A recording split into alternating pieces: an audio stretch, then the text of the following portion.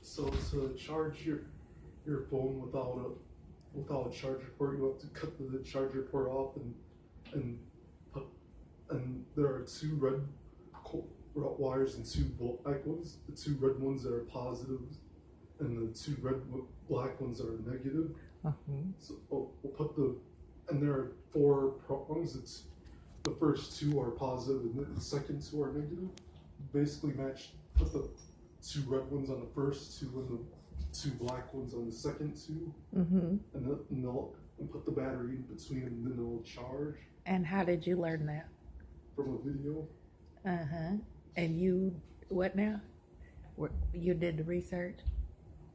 No, I just watched a video, and it works for the guy that demonstrated in the video. And where'd you find the video? On YouTube. And your passion to go to college is to do what? Basically make video games. Okay. Thank you for letting me record that. We're going to send this to Robin Weaver Hurmence and Loanne Meekins and Shelly Snyder and Teresa Moss and Tom Inslee and anybody who had a hand in taking you from our family. Is that okay? Yeah. All right. Thank you for sharing that information.